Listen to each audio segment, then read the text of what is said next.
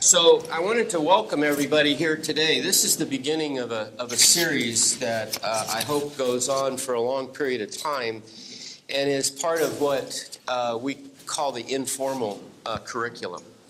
It was in October of last year that a group came to me, Andy Bowen primarily, Joe Featherall, Daniel Fry, Nicole Stegmeyer was there. There were a few other people that were part of the group that proposed having a fireside chat over in the Foundation House with our leadership, wanting to learn more about their thoughts, who our fourth floor compatriots were, and also kind of set the stage for a very important part of our curriculum, and that is physician leadership. And we batted around a lot of things that we could do, looking at time, availability of students, availability of our senior leadership, cost issues. We do have a little frugality that we have to operate with and whatnot. I can see because I don't see the fire. Yeah. So here we are. And what we decided to do was to do morning session early, hour and a half, with some food, which always is good for medical students, as you It's worked for 20-some years. Yeah, remember, and start things off. And if you look at the lineup and what we've done, we're going to have themes for all of them. And our chief of staff, Brian DONLEY, was kind enough to be the lead-off batter here. And Brian's going to focus with some questions that I'm going to drive, and then questions that hopefully you all will have on professionalism and why it matters. And I'll get back to that in a minute. Sue Ream is up next. Sue is head of our physician health program. We are very concerned about you, about us, about our health. And so we're going to focus on physician heal thyself with Sue. Kelly Hancock, our chief nursing officer, is going to focus on, is it really a team sport? I'm talking about interprofessional relationships and leadership that is required to do that. Steve Glass, when you get your checks, oh, you don't get your checks yet. When you get your checks, Steve's signature's at the bottom of it. He's our chief financial officer. Looks at things a little bit differently than some of us do, but as our former President and CEO, Dr. Loop, used to say, no margin, no mission. We can't do what we want to do wherever it is without a margin and cash flow being able to support activities. Adrian Boise, our Chief Experience Officer, how do you want to be cared for? Put yourselves on the other side of the bed rail and think about what you would want to see with the caregivers coming and taking care of you. And this is a great one. You're going to love this one. Don Cinco, our Chief Integrity Officer. Could I really go to jail? Talking about the regulatory issues and links to professionalism and whatnot. And then Cindy Daling, our Chief Quality Officer, is going to address, we all make mistakes, right? We all make mistakes. I think I'm the only perfect person in this room. My new wife told me that when I was leaving this morning, so I'm in good shape. It's been 2 weeks now, and yeah, I'm still married, I think. Everything's just going well. So Brian, I wanted to introduce Brian. The first thing I wanted to say is, can you tell that I dressed for you today? I wore my green tie, especially for Brian. So Brian joined the clinic the same time I did, 1995. Came as an orthopedic surgeon, a foot and ankle surgeon. I believe he grew up in Pittsburgh. I did. But we're not going to hold that against him. Now, the fact that he went to undergrad or medical school at Michigan is another thing that we'll get to in a minute. But he did go to Notre Dame. And really had a distinguished career at Notre Dame, Phi Beta Kappa. Went to Michigan, where he was AOA, which is quite a distinction.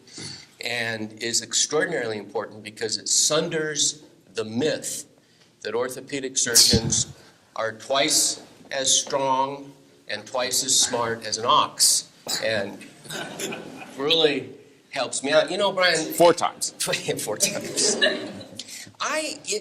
He doesn't know this, but I almost became an orthopedic surgeon. Can you believe that? I can't believe that, actually. And it's a funny story because I was in an experimental curriculum, much like you all used to be. I don't call our curriculum experimental anymore.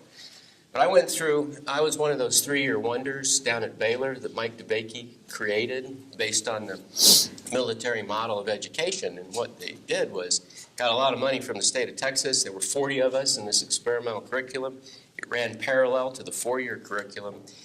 And basically what we did was we went and did 2 years of basic science in one. And how we did it was we joined the 4-year group, started at 8 in the morning, went to 5 in the afternoon. And then we came back at 6 and went from 6 to 10 at night.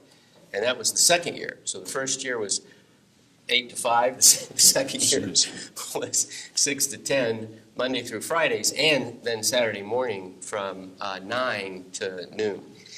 But what happened is when we finished that first year, they dumped us all out into the clinics, and there was no space. Nobody thought about the clinical training. What are you going to do with the last 2 years with all of these yahoos? And my very first rotation was orthopedic surgery, Bentop General Hospital, for 12 weeks. Now, for a medical student doing a rotation, you can tell that the only thing worse would be on a locked psychiatry ward, which was my second rotation for 12 weeks. I fell in love with orthopedic surgery. I read 2 volumes of Campbell's orthopedic surgery, and there were many people that were very influential. But then, as I went through things, I saw my first echocardiogram, and that was it. It was all over. And then I was on the pathway to where I am today. So I do share a lot of interests with Brian. I still remember the mnemonic, something about pulling Aunt Tilly's pants down, which are the bones of the wrist. I'm not sure about the mnemonic, as we're here to talk about professionalism. So it's interesting, but Brian took over last year as our chief of staff. He and I have worked together on a lot of very sensitive issues, and I can tell you he is a model. He's a mentor in many senses, and the sensitive issues revolved around professionalism and how our staff physicians work and operate, problems that might exist, communication problems that might exist, ethical boundaries that might exist.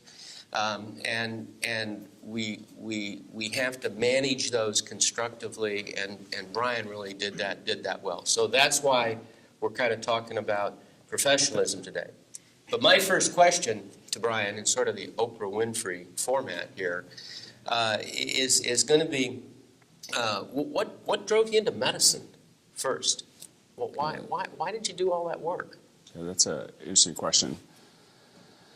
And I think the reason I went into medicine is because my parents actually probably drove me into medicine. I didn't know this, and I'll tell you, as I've gone along my career, I've had a lot of opportunities to talk to a lot of different groups and do a lot of self-reflection and have the opportunity to think about questions like this. And as I've thought about it, it's clear to me, it wasn't clear then, and it probably wasn't clear when I was in medical school why I was there along that path. But my father was a pharmacist, and my mother was a registered nurse. And so growing up, I would see people come into our house. I grew up in a neighborhood, I always say, I grew up in a neighborhood and went to a high school where there wasn't one doctor in our neighborhood, there wasn't one doctor's children in our high school. So it didn't have any access to that. But in our neighborhood, I'd always see people coming over to our house asking my mom, or my dad worked in the local pharmacy in our area of town. And I would always see people coming to them, asking them questions. And I think it was a behavior that I saw modeled through them, and saw the satisfaction and kind of pride that I had seeing my parents and how they treated others and how people looked up to them. And I did reasonably well in school, did well in math and science, and kind of channeled my efforts toward that and wanted to be like my parents. Nice. I know everybody here is in medical school, well, almost everybody, and have gone through similar sort of thoughts about what's driving you through this. It's not easy.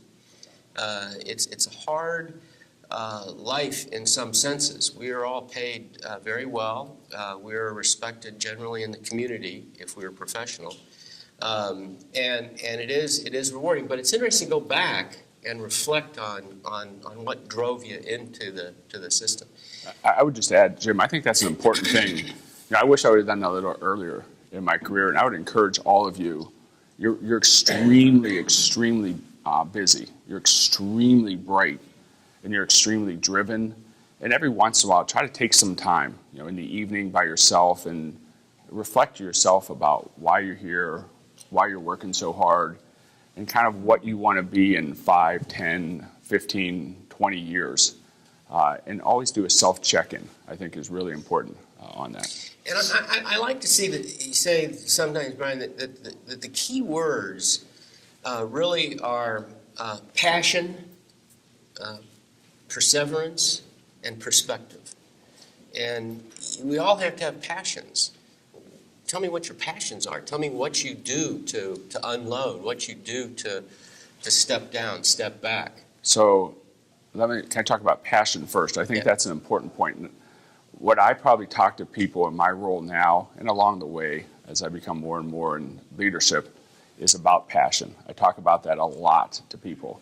And I always draw every week, at least twice a week, I talk to someone one-on-one and I draw 3 circles that overlap and try to help people. Part of my role is trying to make sure someone is in the best position they can be in to succeed for themselves and for our organization.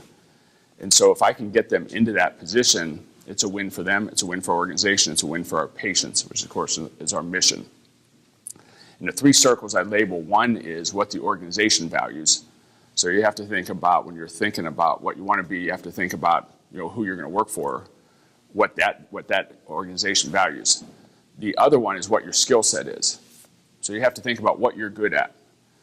I do orthopedic surgery. I enjoy that dexterity. I enjoy working with instruments, and that might not be your thing. So, but you have to know. I always talk about basketball. You know, I love basketball. It's a big passion of mine. I have no skill set to play that game. That would not be a good match for me. My circles would not overlap. The third circle, though, so the first is what the organization values. The second one is what your skill set is, but the third circle is the most important of all, and it's your passion. You can't do something and be successful unless it's your passion. And so I think when you bring up the word passion, that really jumps at me, and how important it is to be passionate about what you do. You can't do something because it's glamorous or because someone thinks that you should do it. You have to do it because in your soul, you feel passionate about that. So as you go through these 4 years that you're here, I encourage you to really think about what your passion is, because then it's really easy to be successful if you're in your passion. I think your question was outside of work. What kind of things do I do? I spend a lot of time at work, more than I used to. And so I'll tell you, my passion outside of work really is my family. And some of you, there's a couple people here who know my family, but that's really my passion.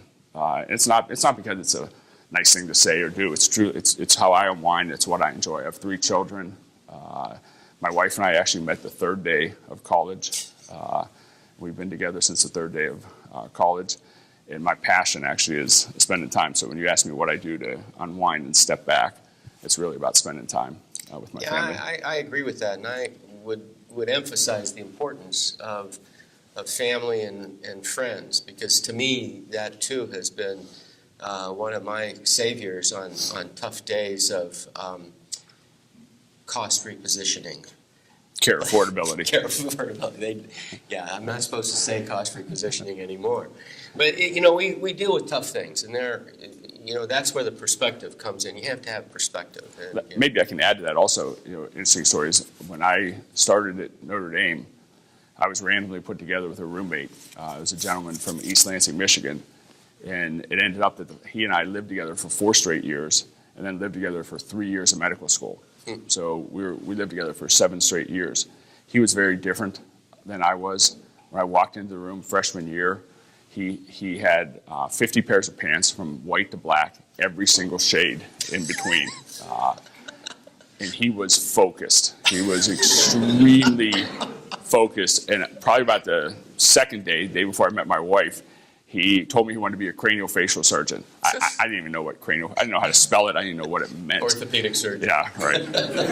I wasn't even sure I wanted to be a doctor. I thought I did.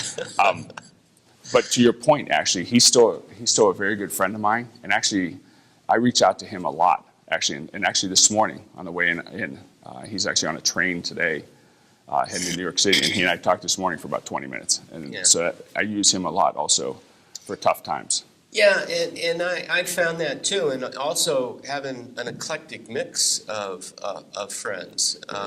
And, you know, my wife now is somebody who I've been with for a long time, actually. I guess it was time to get married. She's a political scientist, totally in a different world than I am. And so seeking out people that can become best friends in some senses in a broad and eclectic kind of neighborhood really is important and does bring and does give you perspective.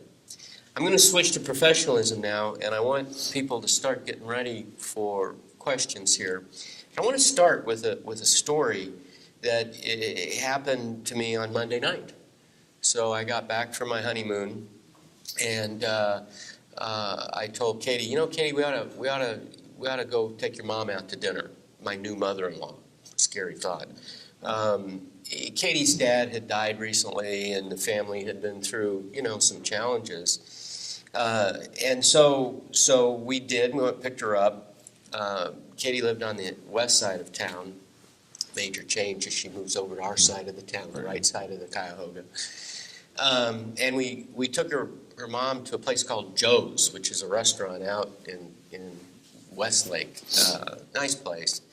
And there were a lot of people in the restaurant. It's kind of a middle-class neighborhood. It's sort of a middle-class restaurant type of thing and whatnot. We had a very nice meal, and I'm getting up and leaving. And as I'm walking out, at the table right by the front door is a woman and 2 gentlemen. And the 2 gentlemen were dressed in blue scrub suits. And it just irritated the heck out of me.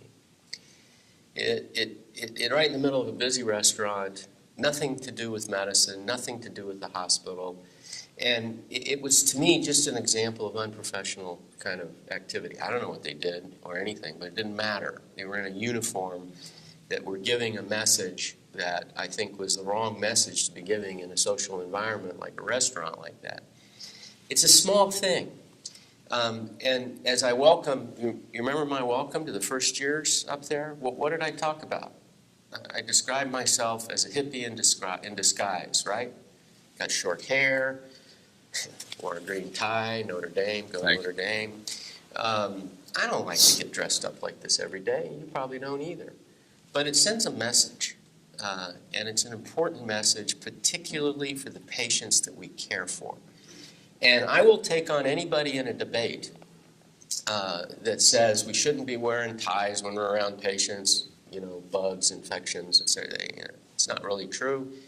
And that patients like us to come in and look like a hippie or something that they can identify with.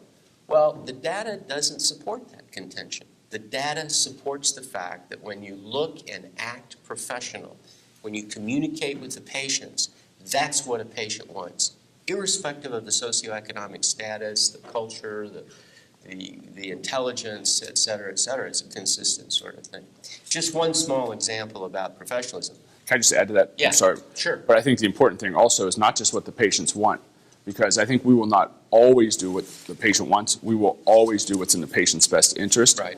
But as important as what the patient wants is if you're professionally dressed, it engages the patient more, and I believe actually makes them more engaged in their care and will lead to a better result. So it's a very important. Right. And one thing I have to say I am very, very proud of, look at everybody here.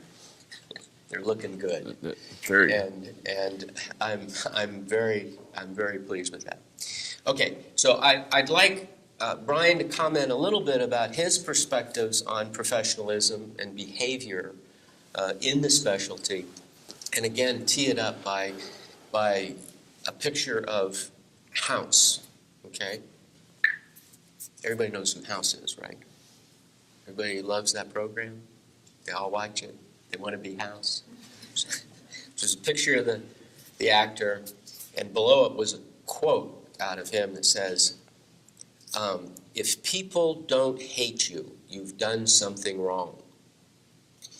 Now, House is a TV show. It's entertainment. It's fiction. And it should not be something that we project to and aspire to be perfectly frank. That guy in that character is one of the most unprofessional people that I've ever met. Thank God he's not a real doctor. But I'd like you to give some comments about Professionalism. Yeah, about professionalism in that context. I think, as I've gotten more into this, it's been hard for me to define professionalism. So I was actually excited to come here because I thought you were going to teach me the real definition of professionalism. I think everyone here knows Bud Isaacson, Dr. Isaacson. Yeah. And so Dr. Isaacson leads an effort of professionalism for us here at the Cleveland Clinic for the medical staff. We have 3,000 staff members here at the Cleveland Clinic. And as Bud came to me and talked about professionalism, and I completely understand the importance of that, but I wanted to know a definition of professionalism. And I'd be interested, Jim, in your definition. But I've struggled with just, tell me a definition. As Jim said, I'm a type of person, the femur's broken, bam, I can see that. That's a broken femur. That's easy. But professionally, I've had a tough time getting my hands around an exact definition of that. And I can tell you over the last couple of years, as I've tried to understand the definition so that I can better talk to our staff about it, I've actually gone back to what the word professionalism, to the whole origin of the word professionalism. And many of you may know, Jim, you probably know, that professionalism is a Latin word from professio, and it all comes down to promise.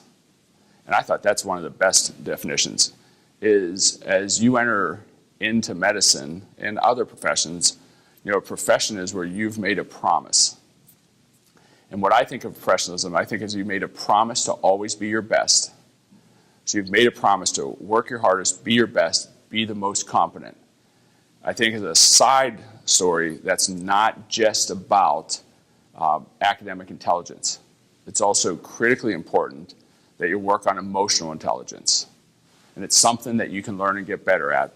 So one aspect of professionalism is competence. I think both academic intelligence and emotional intelligence. I think the other important part of professionalism is you've entered a community that has to self-discipline itself. And every profession can always be better at self-discipline. But as you enter the profession, I think that's a great story, Jim, about being at the restaurant and seeing someone like that.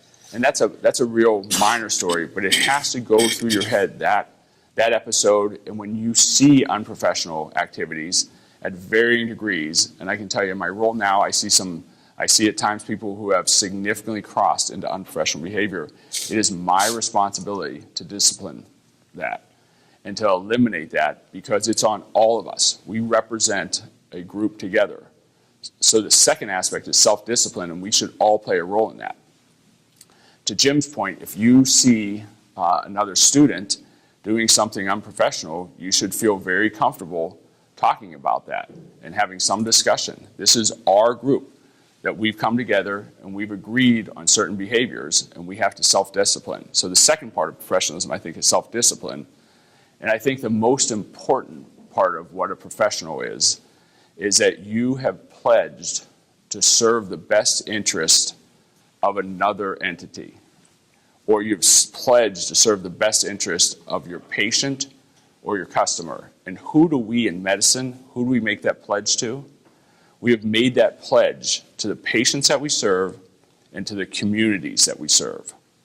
So you have taken a pledge as you've entered this that you will always put the best interest of the patient and the community above your personal best interest.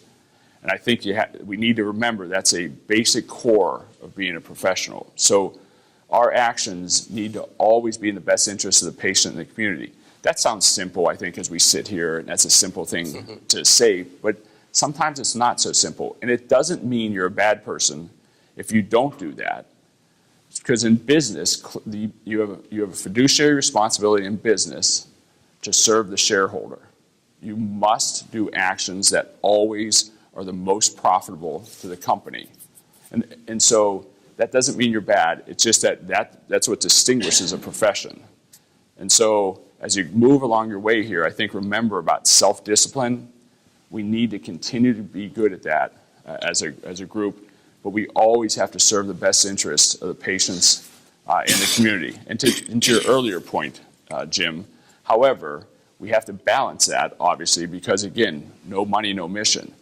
So it is important that we run a financially successful organization, and we're non-for-profit, but we need to be successful so we can continue to serve our mission and continue to reinvest in our organization so that we can take care of more patients and more communities in better ways. I think that is a great definition, and I have problems with the definition too. Everybody at some point in time, you either have seen the presentation I do on preserving the passion, preserving the profession, which talks a little bit about the passion of medicine, but also professionalism. And what I have chosen to do when I talk about it is actually talk about all the bad examples. You know, it's kind of like when the Supreme Court Justice said, I can't define pornography, but I know it when I see it. At least. Yeah. And the thing about unprofessional behavior, you know, it's difficult to define professionalism, but I love your definition. But I know unprofessional behavior when I see it. Whether I see it on the wards, whether I see it in a physician-nurse interaction.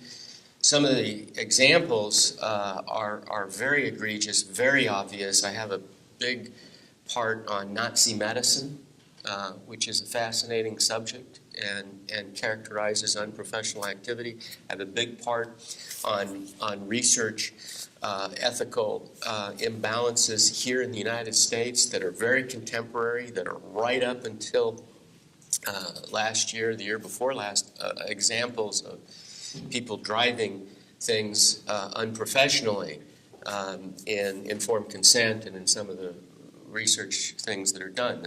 There's a lot of classic examples. The Tuskegee experiments are the ones that get focused on a lot. So I think that's a great example, and then to juxtapose it with examples of unprofessional behavior helps out a little bit. I want to open it up for some questions as well, and as we continue the discussion. But who wants to put our chief of staff on the spot? And you don't even have to say your name, you know, so you can feel comfortable. I would actually. It would be great if you said your name, and I'd love to know where you went to school. My name's Aaron McBride. I'm a second-year medical student here, and I went to school at Brigham Young University in Utah. Right. So my question is, what's your greatest challenge as a chief of staff? I think I think there's a lot of challenges, is one way to look at it. But what I always focus on is not challenges. I look at the same thing, but I don't see it as a challenge. I see it as wonderful opportunities for us. And so here at the Cleveland Clinic and across the country, really in healthcare, we're in a massive change environment. And the reason we're in a change environment is because we spend too much money on healthcare. Our country spends too much money. We spend a higher percent of our GDP than any other country in the world. We spend more per capita on healthcare than any other country in the world. And actually, the second closest country is less than half what we spend per capita. So it's unsustainable. It's unsustainable, the amount of money that we spend on healthcare in our country. And I'm sure, like Jim and Kathy and many of people, I've been to many, many different countries. I've operated in over 10 different countries, and we don't provide twice the value of healthcare. There's other countries that provide great healthcare. So I think the greatest challenge, but really opportunity that we work on is transforming our healthcare system and working by doing it here at the Cleveland Clinic. We have a fantastic platform in order to do that, not just for Northeast Ohio, but somehow we're a great example for this country and in many ways for the world on ways to transform our healthcare system to provide better value, and value is better quality at a lower cost, and actually help our country reduce the cost and burden of the cost of care for taking care of our citizens in our country. I think what's comforting about that great opportunity are a couple of things. The one thing that is comforting is that as we work to increase the quality of care, what you see in every industry, whether it's the hotel industry, whether it's the car industry, whether it's making furniture, whatever industry, if you reduce variation, not eliminate, but if you reduce variation, you always take out cost. And so that's why there's a big effort here on care paths. We have unbelievable talent at the Cleveland Clinic, and starting with all of you here in the medical school, and we're really proud of that. We're proud of the talent that you bring. We're proud of the talent that our physicians bring. We're proud of the talent our nurses bring. We're proud of the talent our finance people. We have incredibly talented people here who can work and solve this problem. And so I think that's what may be considered the greatest challenge, but I think it's some of the most exciting part of my job is working on that as we go forward. And you're in a great position. I mean, you're coming along at just a phenomenally exciting time in medicine. To walk into this, some of the work is going to be done, but my time's going to go past, Jim's time is going to go past, and you're going to be working on some of the stuff that we try to set up along the way, but I really think it's going to be you that are going to really solve this for us. And it's going to be phenomenal to look back and say that you've been a part of this. It's almost patriotic. It's almost patriotic that you're going to help our country solve this problem by providing better care at a lower cost and put us at a better advantage.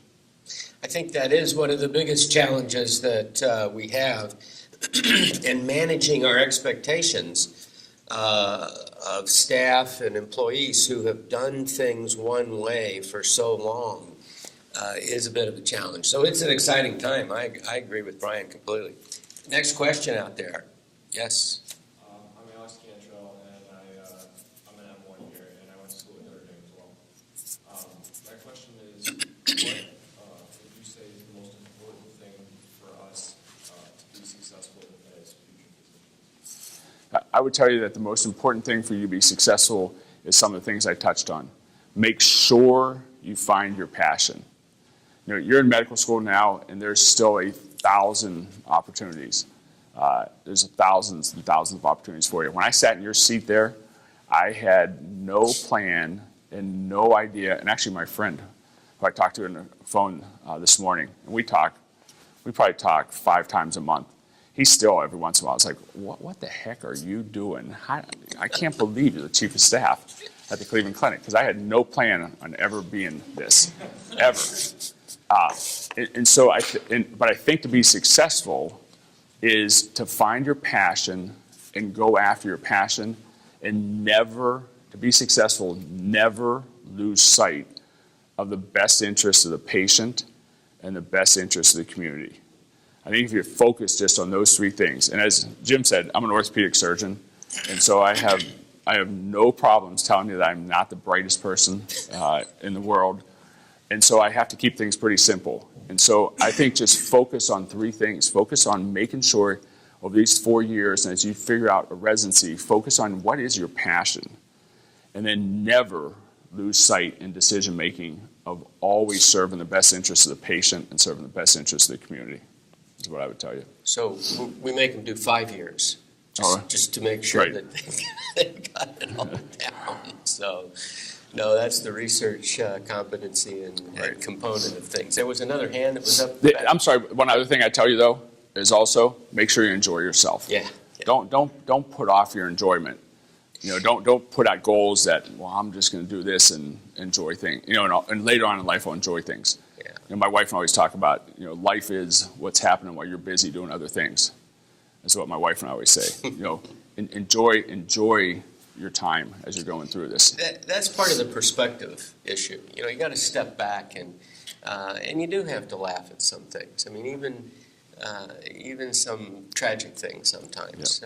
You've got to keep a sense of humor. So we got two, one there. Okay. I'm Joel, I'm an M1, I went to OSU, and I was just curious, what are some, we can look at a house and say like, yeah, this guy's unprofessional, because there's a host of reasons, but what are some common pitfalls that you see doctors fall into that may not be as clear or as easy to find as unprofessional behavior? Wow. How much time do we have, Jim? Yeah, I know. I answer that with my old 1960s response: drugs, sex, and rock and roll. So be careful. I mean, I think there's a lot of different areas that I see people misguided. I go with the belief actually that almost everyone actually is well intentioned, but gets guided by the wrong principles. But there are a few people that are just really bad people. And that's actually the easy ones. The easy ones are the really bad people. But I think it's important as we interact with people that actually are well-intentioned but misguided, that we don't just jump on them and discipline them and try to move them out. But a lot of people want to be good and want to do the right thing. And so a lot of my time in working with people who've made bad decisions is helping educate them about bad decisions and trying to make them better and rehabilitate them. There's lots of ways I think that but to me it comes back down to just foundations. And so, the values of the Cleveland Clinic are service, integrity, teamwork, compassion, quality, and innovation. Those are the 6 values. And let me tell you, when I was sitting where you were, and even 10 years after where you were, I couldn't even tell you what a corporate value was. I didn't even know what that meant. But as I've come along my journey along the way here at the Cleveland Clinic over the last 20 years, I've come to realize that is the basis of who we are those 6 words. And I would encourage you, as you go through your time here and you do a rotation or you interact with someone from the Cleveland Clinic and you go home and you say, boy, that was a great day. Wow, and you just feel good about yourself. It's because you ran into someone who demonstrated probably at least 2 of those words. And so I think the values are really, really important. Yeah. Hi, I'm Stuart. I'm a M5. Once upon a time I went to the University of Michigan. And I think interesting in kind of the occupational sphere is a lot of people talk about people dissatisfied with their work, not in the true position that's good for them. And a lot of occupational situations, the Gallup reports show that people focus on weaknesses or don't focus on strengths or weaknesses at all. How, as the chief of staff, do you really look at bringing out the strengths in people? You mentioned talent, passion many times. How do you go about doing that? Yeah, that's a great question. Because that's not just an individual problem. That's an organizational problem.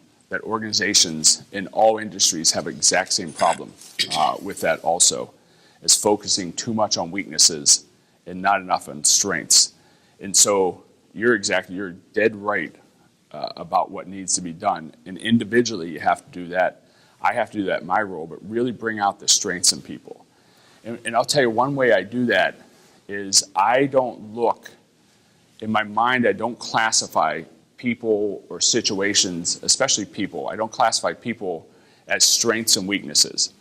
So I try not to look at someone and say, that's your strength, that's your weakness. I try to look at someone and say, those are your attributes. So that's who a person is.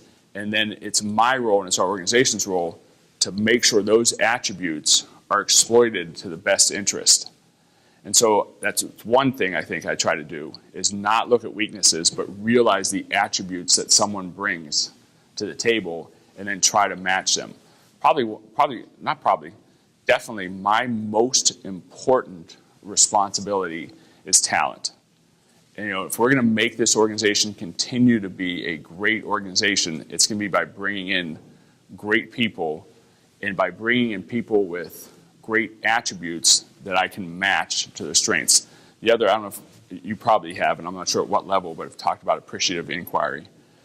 That's another important component. And I use appreciative inquiry a lot in different groups I'm in. And we'll always end discussions in many groups with appreciative inquiry where we talk about strengths, but build off strengths. Now, taking that to the next level from an organizational standpoint, just from a pure corporate standpoint, it's also very important. Too many companies, and not just healthcare companies, any companies, too many companies focus their time and effort on where their weakness is and try to fix problems instead of promoting their strengths to be more successful. So it's not just on an individual basis, but it's also on a corporate basis. That's great insight that you have. Other hands up? Yes. It's almost come up a little bit already, but the balance between like personality, honesty, like a sense of humor, and professionalism, especially like in the patient-doctor interaction. What are some ways that you can think of to kind of balance that? You want to like be yourself, have a good time, but also be someone to depend on. Yeah, I think you always want to be yourself. And so I think you have to be true to yourself and you have to be who you are. And so to the point where I've never campaigned, I've never tried to be these roles that I'm in. And so I know who I am. I have great faith in who I am. And my success and happiness does not come from positions that I hold. My success and happiness comes from fulfilling objectives that mean value to me. And so I think never, ever be something you're not at any stage. And in order to do that, that's where it comes back to that self-reflection. You've got to self-reflect to who you are. So always be true to yourself. But we can all of us can always work to be a little better and get better at things. I do think humor is important. I haven't seen any of it today from Jim, but sometimes he has some. Humor is important, and you're right. You can maybe work on that some. I'll tell you one thing that's extremely important is humility. So if you want to work on anything that's easy to work on is humility. So I would say that's an extremely important part of being successful. It ties into some of the earlier questions, but being humble is extremely important. Yeah, I think it ties into trying to have an absence of, an absence of hubris is one of the other things. Hubris is something that I think is very destructive, and it's hard to understand. I mean, we all are narcissistic individuals, and that's good. If we weren't, things wouldn't be so good.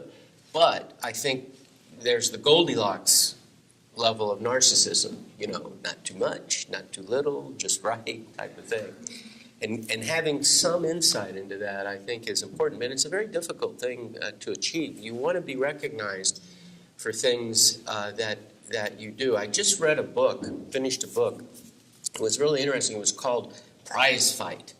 And what it was basically about enmity and bitterness in medicine, particularly in people who have won Nobel Prizes, Lasker Awards, high levels of recognition for work that they have done. And it's fascinating to me, the pathology of unbelievably intelligent and hardworking and successful people is very high. Yeah. Come spend a day with me. Yeah, and I think a lot of it is just not having insight into it. And I spent a lot of time in Texas, and so there's a lot of Texas expressions. My two favorite ones are one, don't poke a sleeping skunk, and there's a few sleeping skunks around here that we all don't want to poke.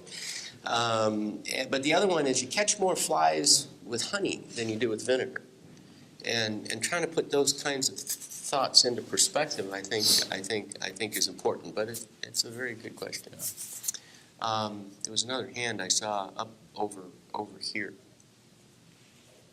No, we're getting through. Okay. Yep. I'm Rob, went to the University of Michigan, and it seems like things have worked out well for you. back to your first year of medical student self, what would you tell yourself? Any advice? Yeah, Rob, I think I probably would have, looking back, and I think it's easy for me or Jim to say this as we sit in this position. But looking back, I wish I would have focused more on the enjoyment of the experience and less on the focus of significant achievement, of working toward achievement. And like I said, I also completely understand, though, for all of you, that's easy for me to say sitting here. But that's not just first year of medical school. As I look back, and I have children. Actually, I just had a son graduated from college, and one's starting his freshman year in college right now. And I try to tell them to, branch out. I wish I would have done a few more things that were out of my comfort zone and enjoyed things a little more than as much hard work to achieve would be my advice. Understanding it's easy for me to say that. Jim, I'm not sure what your thoughts are. Well, trying to seek balance. And I went to medical school in a very different era, in a very different kind of curriculum, a very different program, and I don't know how much relevancy there is. We have tried to remove one problem, and that is grades, tests, class ranks. We're in a transition zone because, we're one of the few places that I think are prescient enough to be able to create a curriculum that does that. But you look at other places, you look at other medical students, and we had a term called gunners. Did you have that? Oh, yeah. Gunners? I mean, I could name 3 of them right now. I know who they were, and I know where they sat in our classroom in West Lecture Hall. Yeah, and as you've looked at some of the careers that I existed with, and so one does have to be careful. Now, that being said, there are competencies that you all have to meet. You got to know the bones of the wrist. Well, maybe. No, definitely that. It's very important. You can look them up. Yes. The point being that in different environments at different times, you're going to need to know some facts. And the one thing, to your point, that I think everyone should try to search out is, in addition to facts, you need to become wise. There's a difference between knowledge and wisdom. And again, if you come down to the fact, and using the bones of the wrist as an example, there's a difference between being able to recognize, a navicular fracture, which is at high risk for aseptic necrosis of that particular bone. Surprised you know those words. Wow. And then how to manage it, and when it's appropriate and when it's not appropriate to do a surgical intervention on that particular bone. That's the wisdom part of things. There are facts that can drive you to that. So I think as a first-year student, as we pour a fire hose down you with absorbing all of this information, personally I think we do it in a fun way, problem-based learning, PBLs. I think that's cool.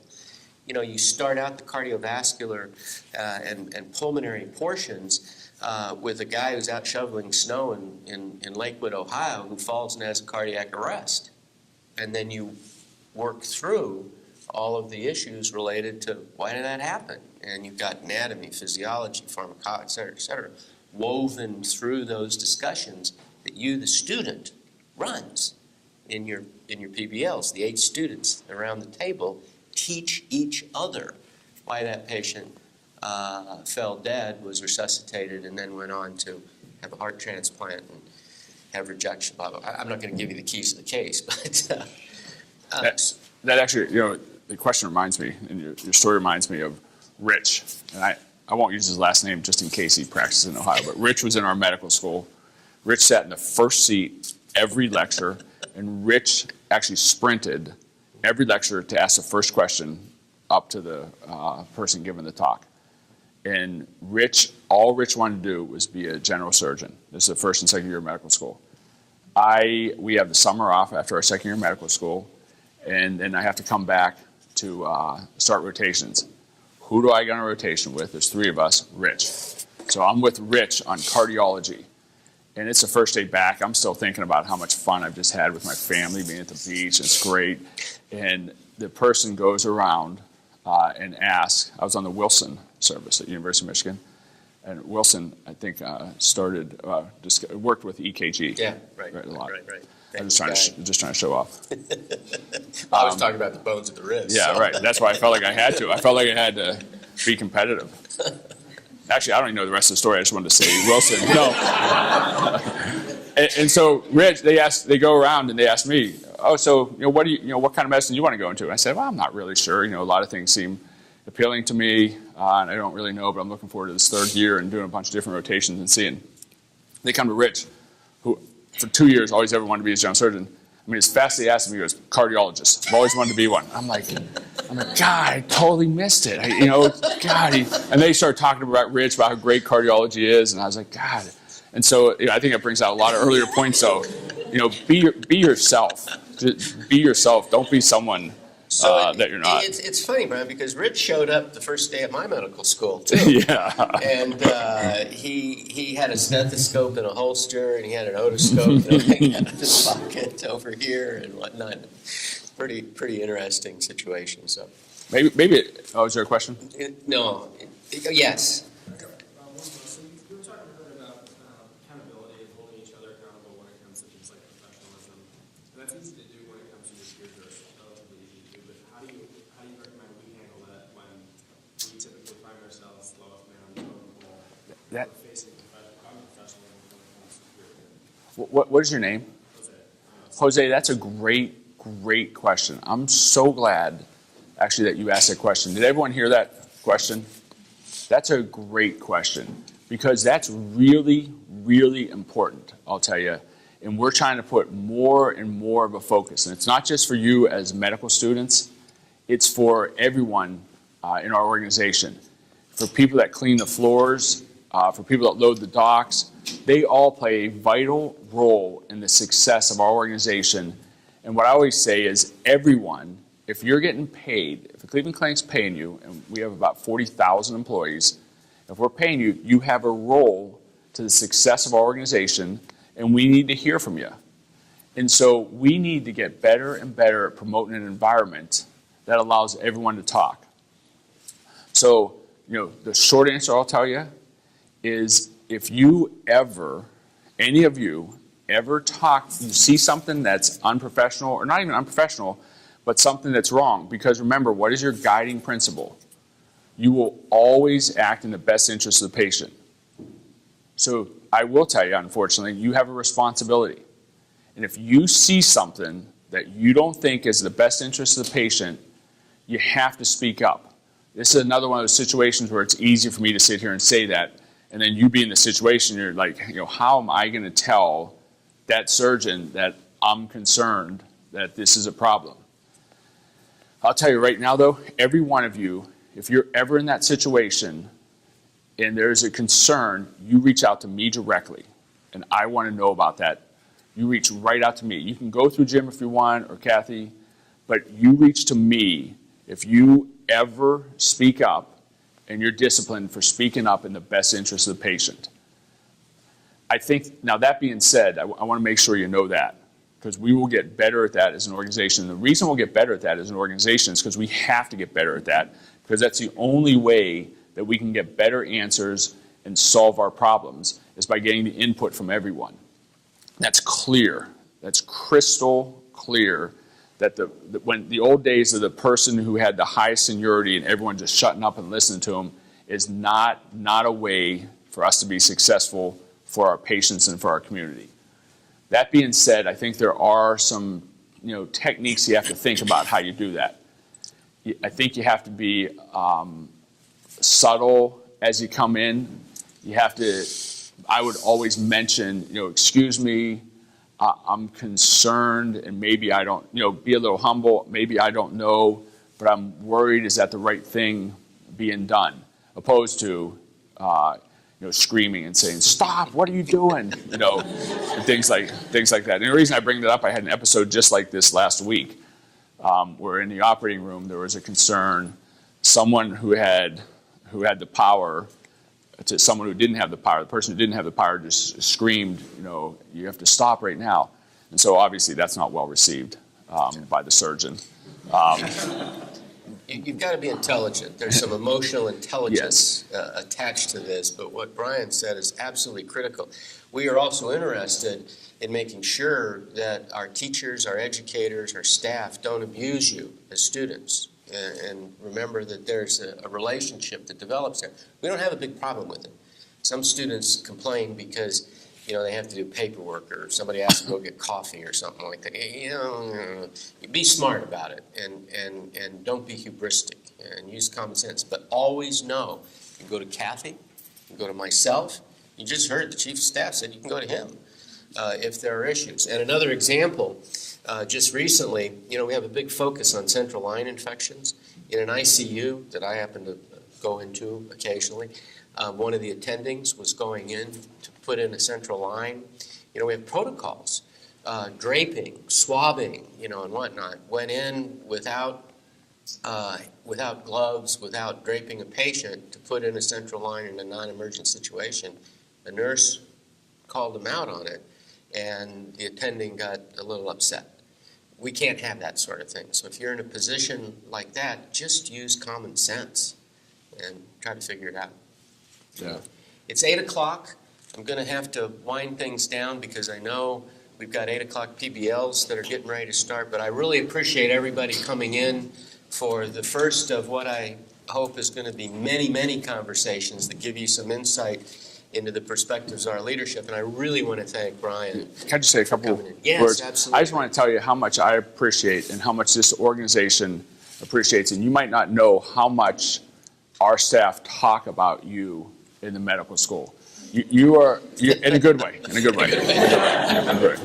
You are an incredible shining light that our institution is very, very proud of. And we're very proud of this medical school, but as we say, it's not buildings, it's not walls, it's people. And you're the people, you're our future of this organization, of our healthcare system. And so please realize who you are and the role you play. And to that question, Jose, always speak up when you see a concern. You are the ones who are going to make our organization better and make this healthcare system better. I appreciate the time and effort that you put in every day to be better, to help self-discipline, and to always guide your decision-making by the best interests of the patient. Thank you very much.